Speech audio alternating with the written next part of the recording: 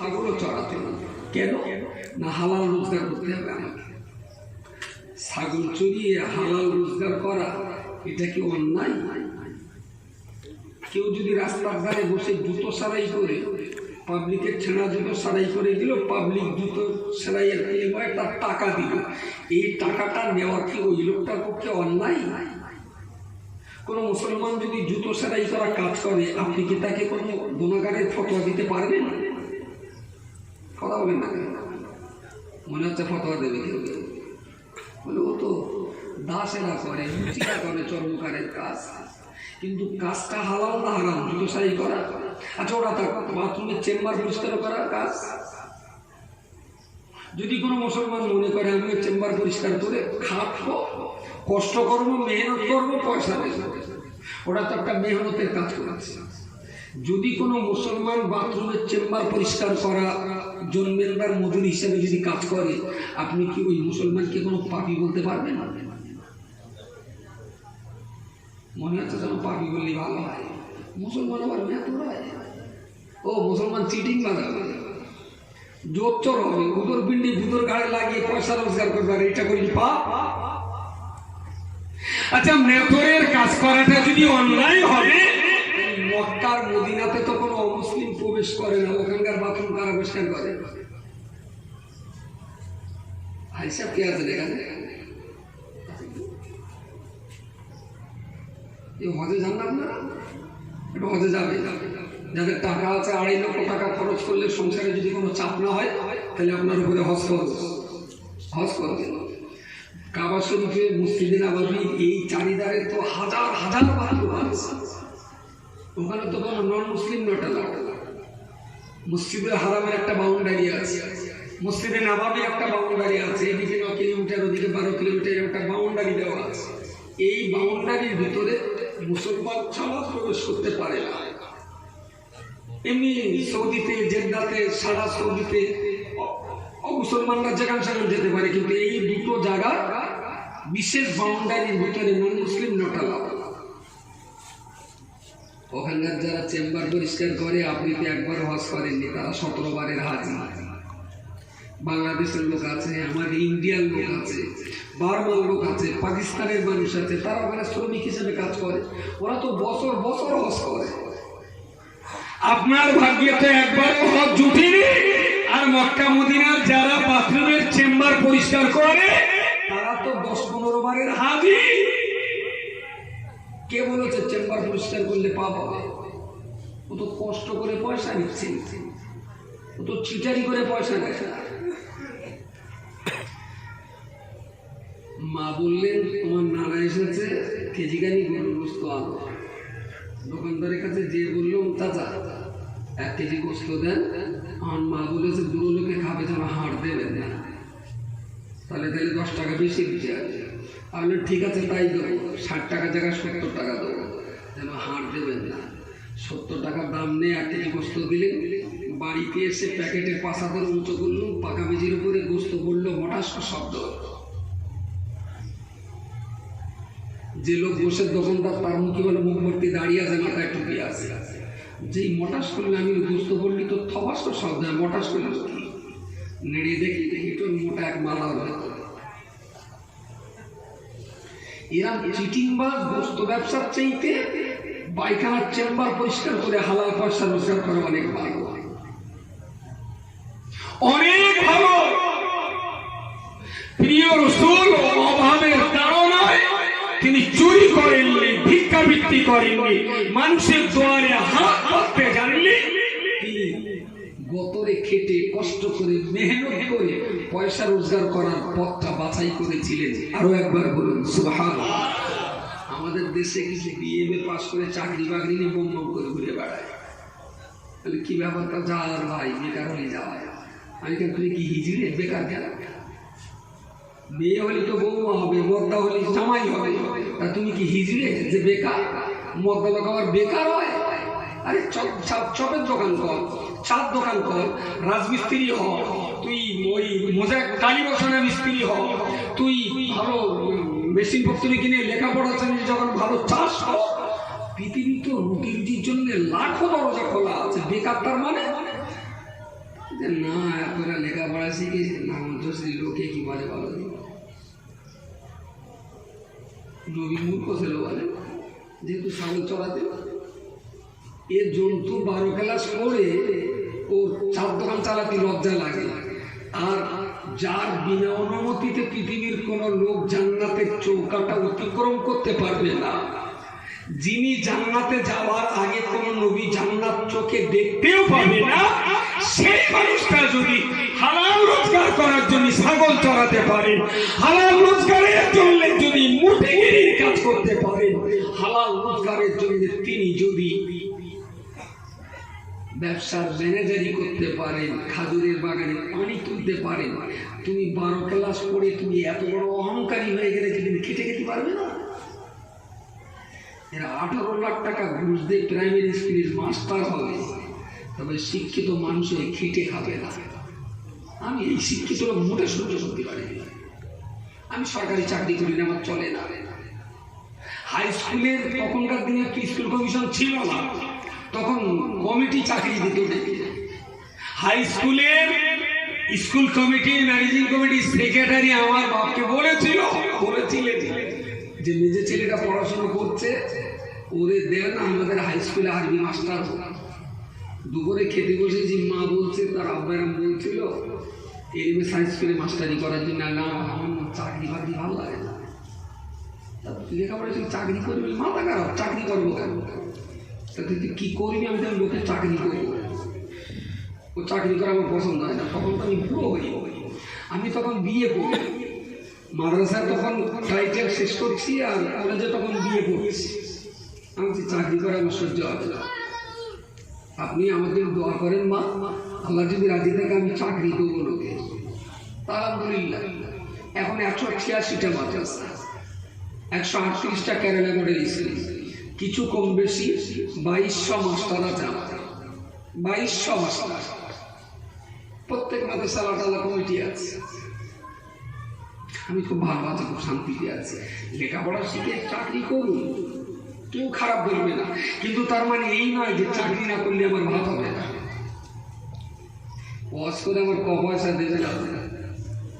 আমি যদি কম্পিউটার সফটওয়্যারের কাজ করি, আমি ওয়েব ডিজাইনার যদি কাজ করি, 1981 সালে আমি কম্পিউটারের সফটওয়্যারের কাজ শিখেছি, তখন 55,000 টাকা দিয়ে।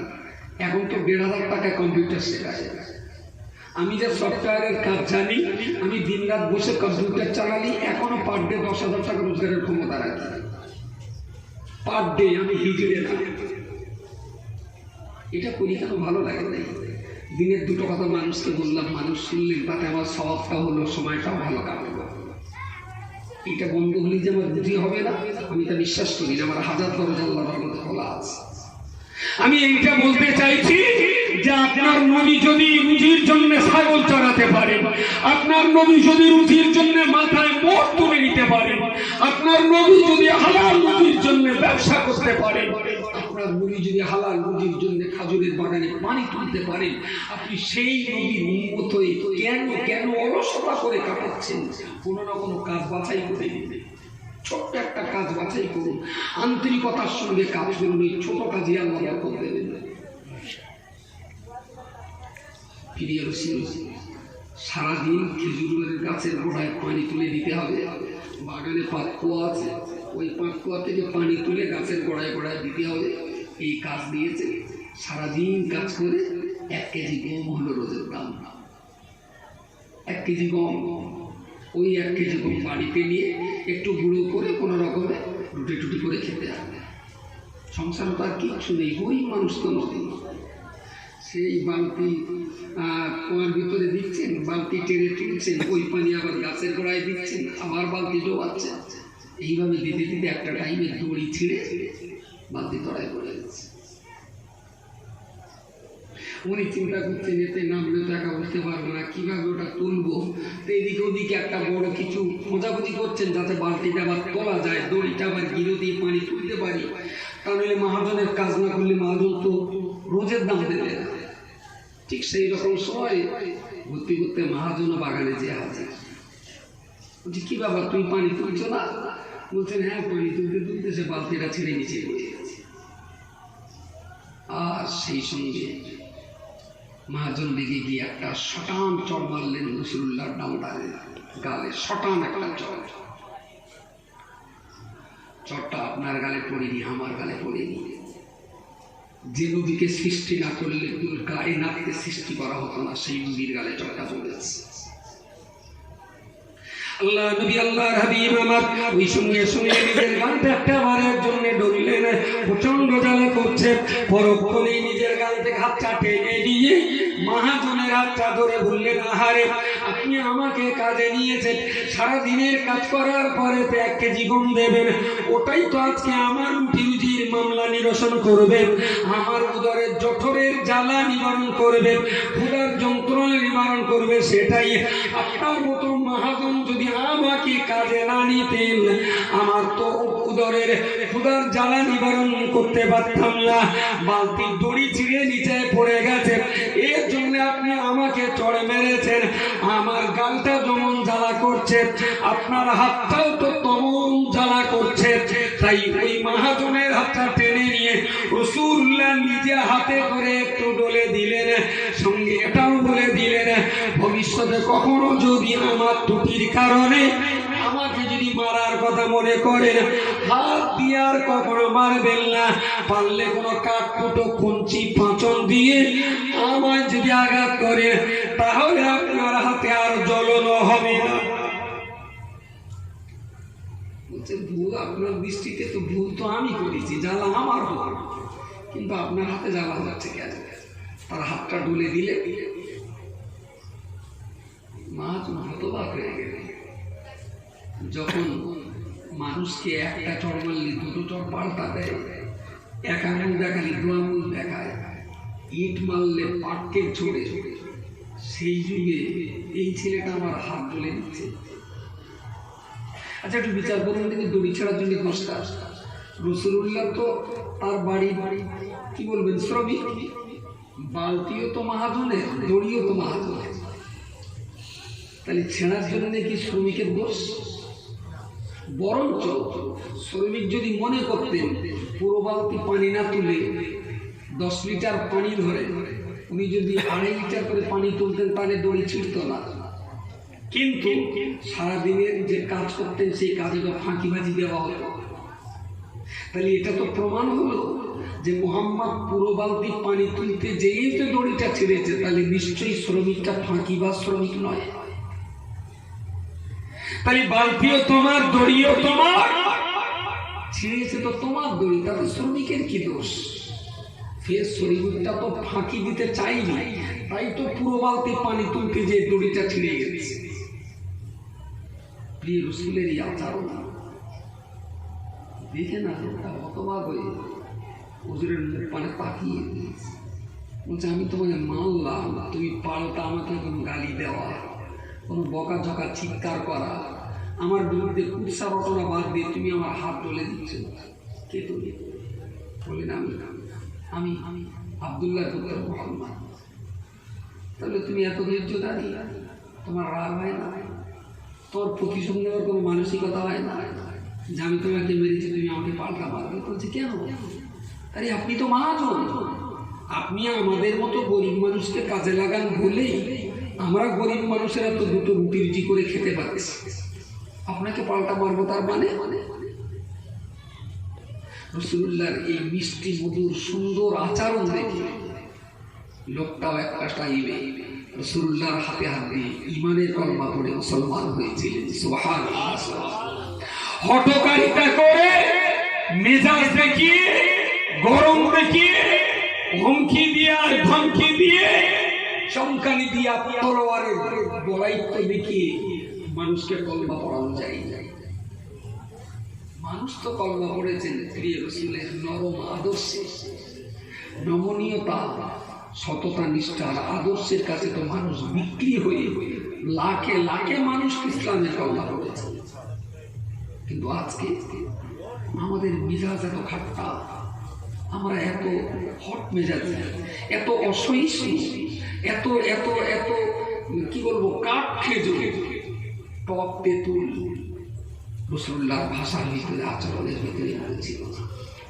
আমাদের এই আদর্শ, এই শিক্ষা, এই মিষ্টি ব্যবহার, এই ক্ষমা করার মানসিকতা নবীর কাছ থেকে শিখতে হবে। এই ক্ষমার আদর্শ তো নেপোলিয়ন বোনাপার্টের কাছে পাবেন না। এই ক্ষমা করার আদর্শ তো আপনি মাইকেল জ্যাকসনের কাছ থেকেও হবে না। এই ক্ষমার আদর্শ তো চেঙ্গিস খান কিংবা হিটলার আপনাকে দিতে পারবে না। এই ক্ষমার আদর্শ পৃথিবীর আর কোনো রাষ্ট্রনায়ক আপনার দিতে পারে না। এই আদর্শ যদি আপনাকে শেখাতে পারে জগতের একটাই মানুষ, তিনি হলেন মুহাম্মদুর রাসূলুল্লাহ সাল্লাল্লাহু আলাইহি ওয়াসাল্লাম। এই জন্য বলছিলাম, ওয়াজ না শুনলে আমি আপনাকে পাপী বলবো, কিন্তু একটা ওয়াজ আপনার লাইফকে পাল্টে দিতে পারে। একটা সুন্নাত আপনার জীবনকে পশুত্বের জীবন থেকে মানুষ আর মানবিকতার জীবনে রূপান্তর ঘটিয়ে দিতে পারে। এই জন্য নবীকে নিয়ে পড়তে হয়, জানতে হয়, বুঝতে হয়, চেষ্টা করতে হয় নবীর রাস্তা ধরে আমাদেরকে ভালো মুসলমান হওয়ার জন্য। আল্লাহ পাকের নবী ইব্রাহিম খলিলুল্লাহ আলাইহিস সালাম আজ থেকে 4000 বছর পূর্বে কাবা বাইতুল্লাহ শরীফকে পুনরায় সংস্কার যখন করেছিলেন, ওই কাবা বাইতুল্লাহ চত্বরে দাঁড়িয়ে কাবা শরীফের দেওয়ালে হাত দিয়ে আল্লাহর কাছে দুহাত তুলে ফরিয়াদ করে বলেছিলেন, রব্বানা ওয়া মাসফিহিম রাসূলানা ওয়া আল্লাহ পাক রব্বুল আলামিন এই কাবার চত্বরে এমন একজন বিশ্বসেরা মহামানবকে পাঠাবেন, ইয়াতুলু আলাইহিম আয়াতিকা, যে মানুষটা আপনার কিতাব তেলাওয়াত করে মানুষকে শোনাবে, ওই আল্লিমুহুমুল কিতাবা, যে মানুষটা আপনার কিতাব পৃথিবীর মানুষকে শেখাবে, ওয়াল হিকমাতা, এবং যে মানুষটা আপনার কিতাবকে পৃথিবীর মানুষকে বুঝিয়ে দেবে, ওই যাকিহিম, এবং এর বিনিময়ে দুনিয়ার মানুষ নিজেদের পাপ পঙ্কিল দেহটাকে ধুয়ে মুছে পরিষ্কার পরিচ্ছন্ন করে নেবে। কোরআন এসেছে আমাদের পবিত্র করতে।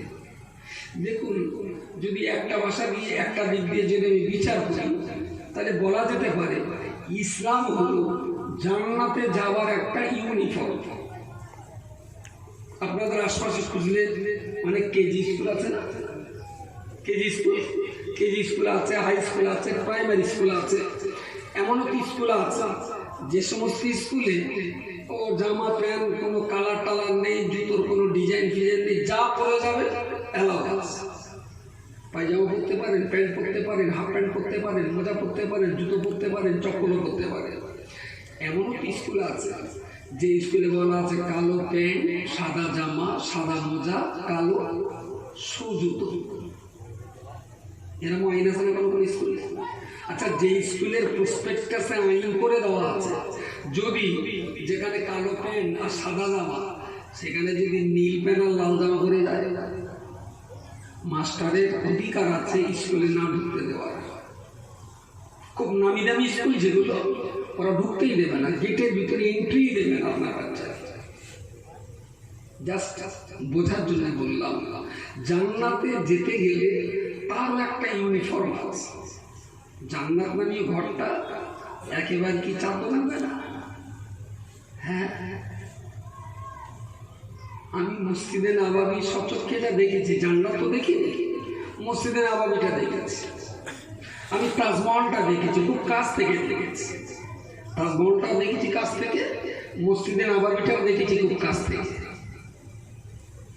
মসজিদে নববীতে যে এসি মেশিনটা লাগানো আছে, মসজিদে নববী থেকে 9 কিলোমিটার দূরে। আমাদের এসি মেশিন তো দেয়ালের গায়ে লাগানো থাকে, আর মসজিদে নববীর এসি মেশিন 9 কিলোমিটার দূরে। এসি দুটো কাজ, একটা হলো গরম বাতাস টেনে নেওয়া, ঠান্ডা বাতাস সাপ্লাই করা।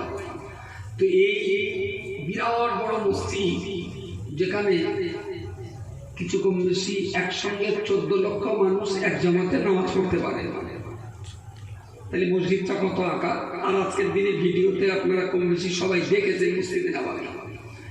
এই যে বিরাট আকারের একটা মসজিদ, এত লোক নামাজ পড়তে পারে, তাহলে এতটা মানুষের গায়ের গরম, ওরা যে অক্সিজেন, কার্বন ডাইঅক্সাইড নিচ্ছে বা যেটা নিঃশ্বাস ছেড়ে দিচ্ছে, এটা তো বিষাক্ত জিনিস। এই গরমগুলোকে টেনে দেওয়া আর বাইরে ঠান্ডা বাতাস ঢুকিয়ে দেওয়া, এতটা মানুষের এই বাতাস যদি শহরের ভিতরেই ছেড়ে দেওয়া হয়, তাই শহরের বায়ুমণ্ডলে প্রভাব কিছু করবে, যার জন্যে মসজিদে নববীর এসি বাতাস, ঠান্ডা বাতাস সার্কুলেশন করার জন্য এসি মেশিন বসানো আছে 9 কিলোমিটার দূরে।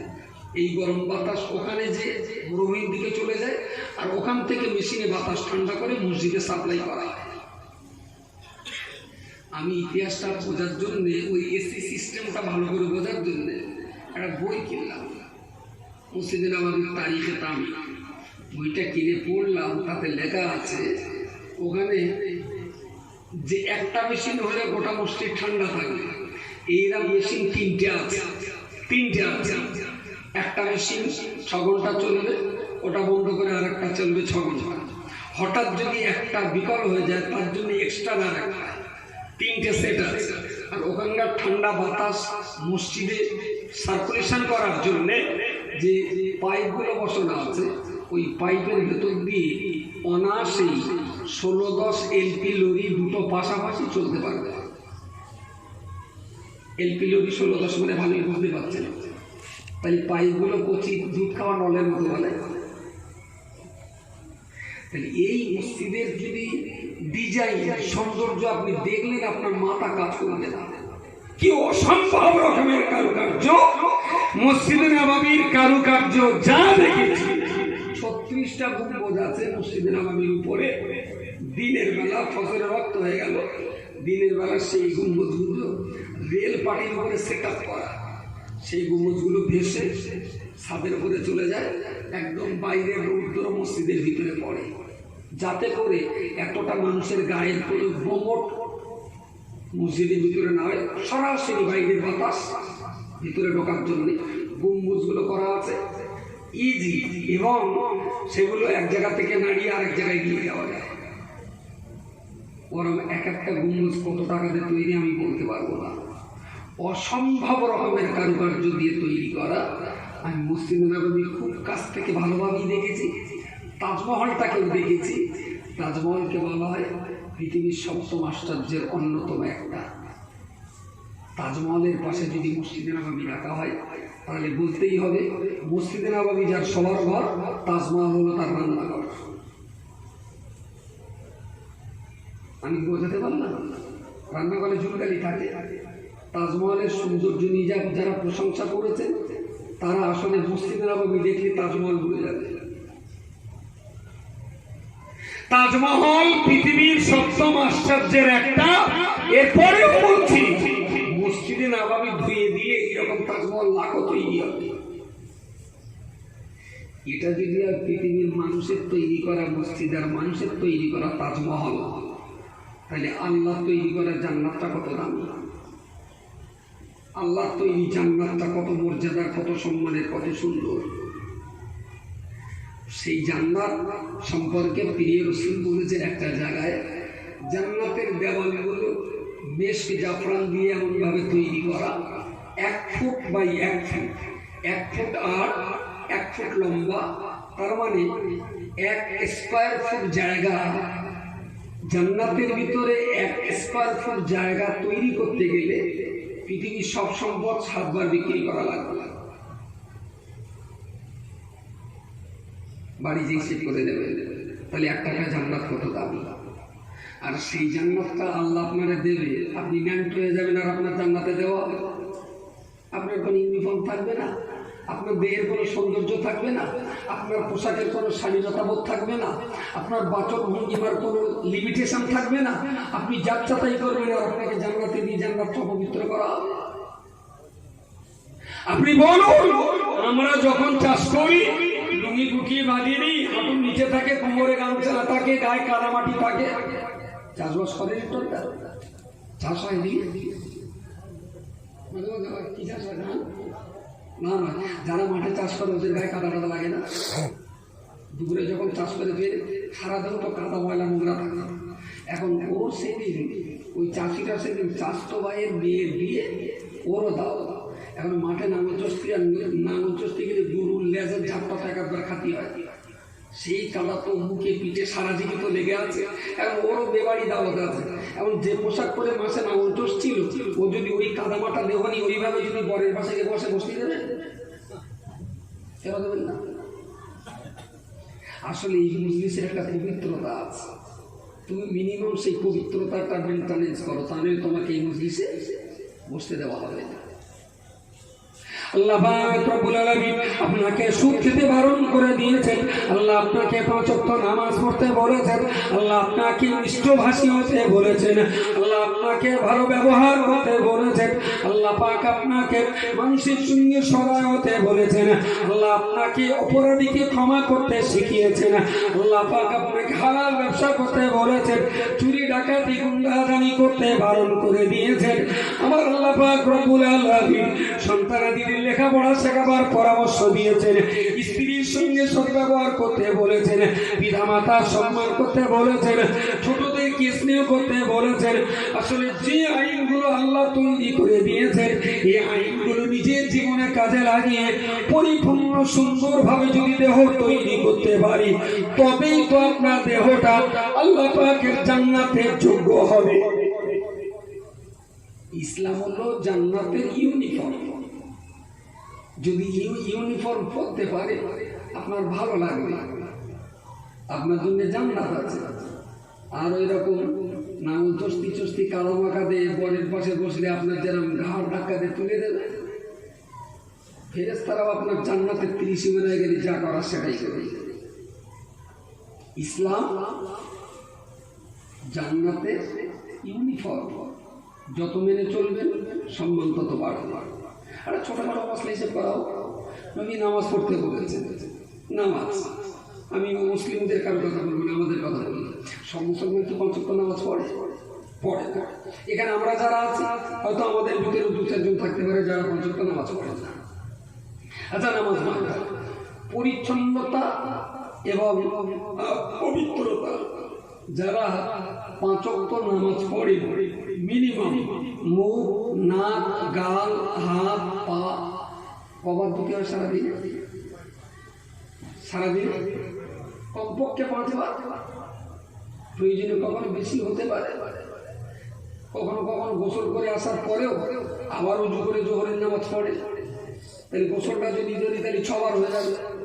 তাহলে একটা নামাজি লোক প্রত্যেক দিন কমপক্ষে 5 বার নাকে পানি দিয়ে তার ভেতরে আঙুল দিয়ে নাকের ময়লা পরিষ্কার করছেন, গালে আঙুল দিয়ে কুলি করে গাল পরিষ্কার করছেন, হাতটা ভিজিয়ে মাথাটা সুন্দর করে মশা করে নিচ্ছেন।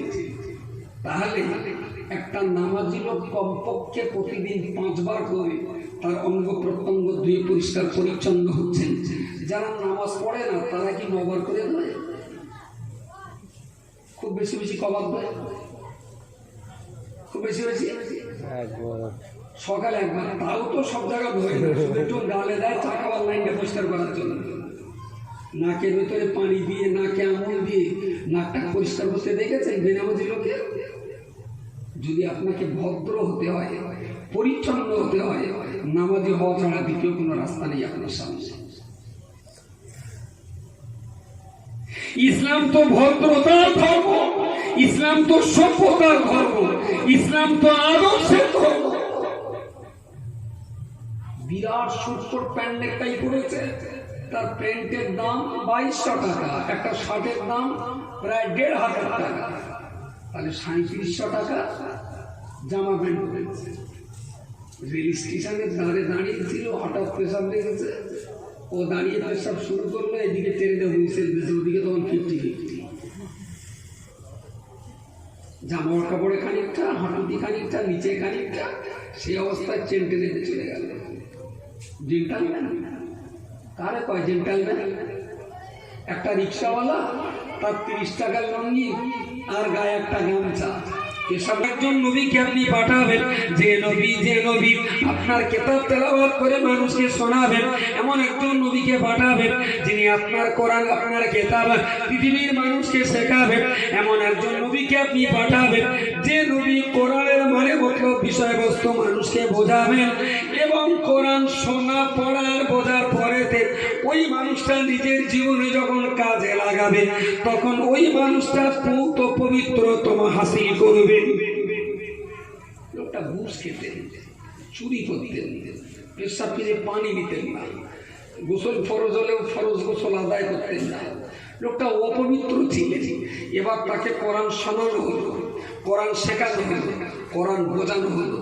এবার ওই মানুষটা ইসলামের আইন বুঝে সুঝে সুদ খাওয়াটা ছেড়ে দিলেন। গোসল ফরজ হলেই আগে গোসল করে আসতেন, রাস্তার ধারে পেশাব ফিরবেন না উনি আর।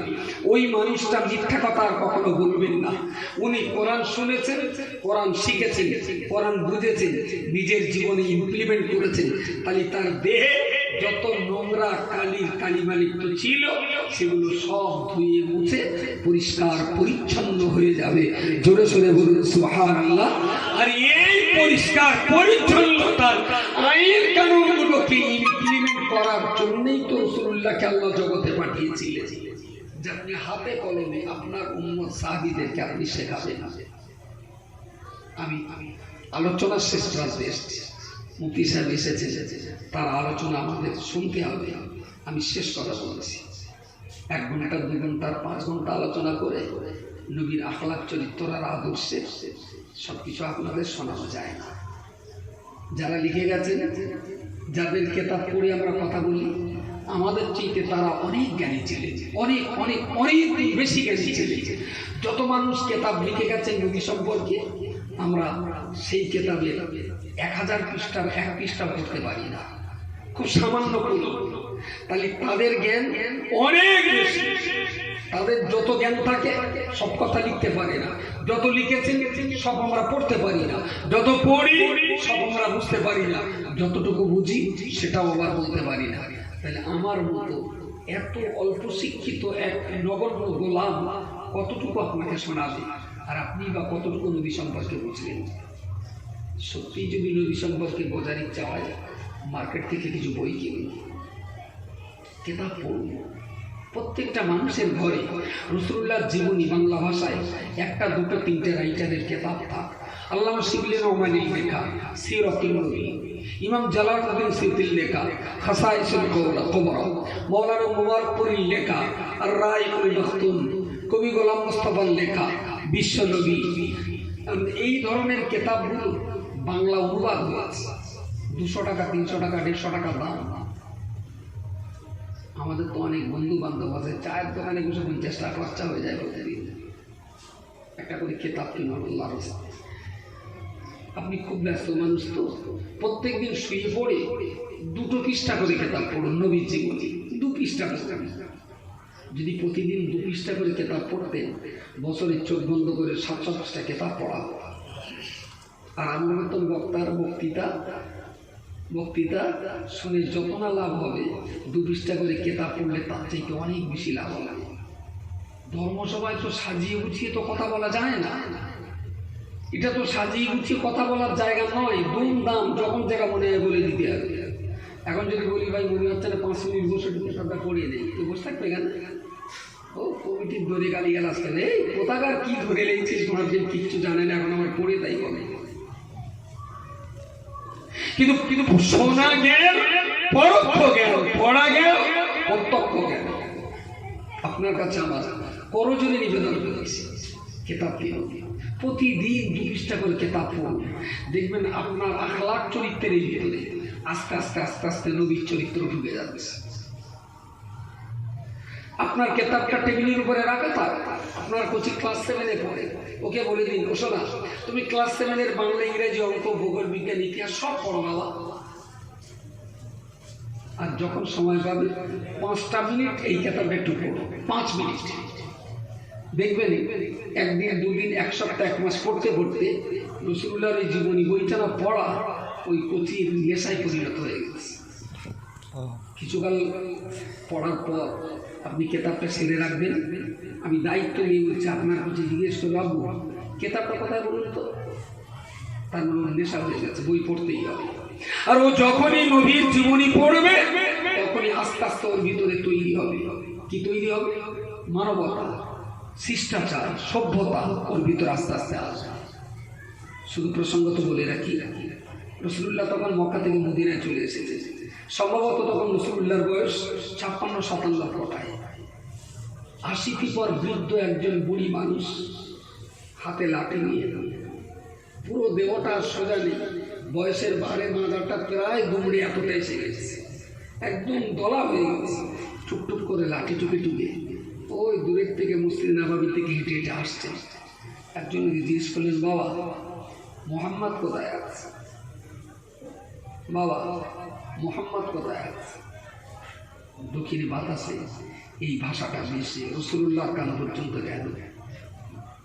শব্দটা যেন অনেক পরিচিত, আওয়াজটা যেন আমার খুব দরদ আর মায়া মাখানো আওয়াজ। কি আমার নাম ধরে ডাকলো, মোহাম্মদ কোথায় আছে? রাসূলুল্লাহ চারিদিকে ভালো করে তাকিয়ে দেখলেন যে একজন ৮০ বছরের ঊর্ধ্বের বৃদ্ধা মানুষ লাঠি নিয়ে তিনি এই কথাটা বলেছেন। সাহাবীদের নিয়ে বসেছিলেন, একেবারে সঙ্গে সঙ্গে ঝেড়ে ঝুড়ে তাড়াতাড়ি করে ঠেলে উঠলেন ওই বৃদ্ধার দিকে, খুব দ্রুত পায়ে রাসূলুল্লাহ গেলেন। যে বুড়িটাকে দেখেই চিনতে পেরেছে, মুখ দেখা লাগে না, বাইরে থেকে পোশাক পরে আছে, বাইরে থেকে হাঁটা চলার বাচন ভঙ্গিমা দেখেই নবী বুঝতে পেরেছে। তো তারা পিঠের তলায় একটা হাত আর ঠিক হাঁটু আর কোমরের মাঝামাঝি আর একটা হাত দিয়ে বুড়ি মানুষটাকে পুরো আড়পালায় করে দিলে রাসূলুল্লাহ যেখানে বসেছিলেন ওই জায়গাটায় এসে বৃদ্ধাটাকে দাঁড় করিয়ে গাছে, নিজের কাছে যে রুমালটা ছিল, বড় রুমাল, তো সেই রুমালটা ভাঁজ করলেন, আবার একটা ভাঁজ করলেন, আবার একটা ভাঁজ করলেন, আবার একটা ভাঁজ করলেন, আবার একটা ভাঁজ করলেন। আসলে তোষক ছিল না তো রাসূলুল্লাহ, বৃদ্ধ মানুষ। আমার ভদ্র মহিলার পাছায় আজকে আর গোস্ত নেই, হাড় পাকানা শাক, এই পাথরের উপরে বসলে এদিকে পাথর ওদিকে হাড়, খুব কষ্ট হবে, তাই গায়ের হেরকাটাকে ভাঁজ করে ছোট্ট করে দিলেন, দিয়ে বৃদ্ধা মহিলাকে ওই রুমালের উপরে বসিয়ে বললেন, বাবা।